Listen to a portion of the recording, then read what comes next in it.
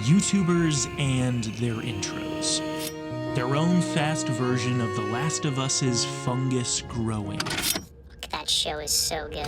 YouTube intros used to be super common, but now I see them hit and miss. A lot of them get the axe for retention. However, I recently got inspired to want to try to make a new one for myself. Not sure if I'll use it, but I guess that just depends on how much I like it. So let's begin.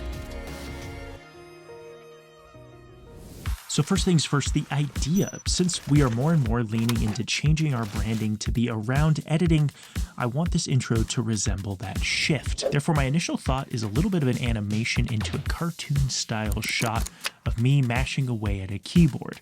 Again, I can see it in my head, but this has potential to be super stupid. Clearly, I suck at drawing, so we're gonna need some reference photos if this has any shot at looking good. So my thought process was to initially take some photos of myself. However, to make it even easier, I just decided to throw up a green screen and film some video. That way I would then have hundreds of frames to pick from when attempting to do my animation.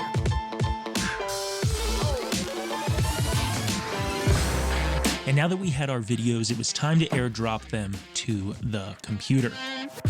Once there, it was time to open up Final Cut and dig for the frames I was looking for. I turned each frame into a freeze frame in Final Cut and then exported each individual frame to then trace over later.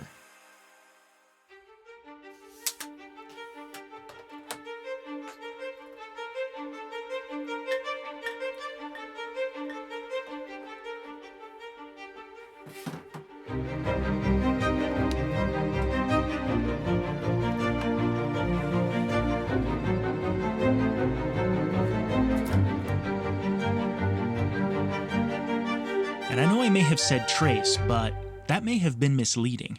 Instead, it was time to grab my newly acquired drawing tablet, fire up Pixelmator Pro, and well, see what we could do. I ended up finding out that tracing as precise as possible actually created something I didn't like. So by the end of it, I was trying to trace each picture as fast as I possibly could, which got me these results, and it was then time to open up Final Cut, grab another cup of coffee to see what we could do.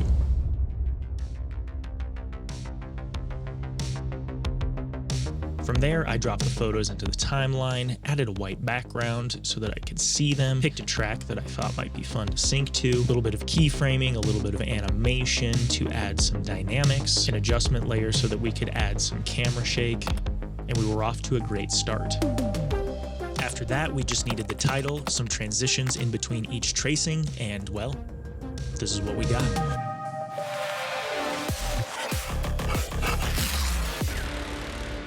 So will I use this in all of my videos going forward? I don't think so. I like it, but I don't know if it would fit. But more than anything, I think it was just a good reminder to when you get that creative itch, sometimes you just got to scratch it, because it's in those moments that you experiment, play around, and come up with new ideas that then, even if you don't use it for that idea, you'll probably use it for future ideas, future projects, and I think those are usually the best, most creative moments that you can have. So always take advantage of them.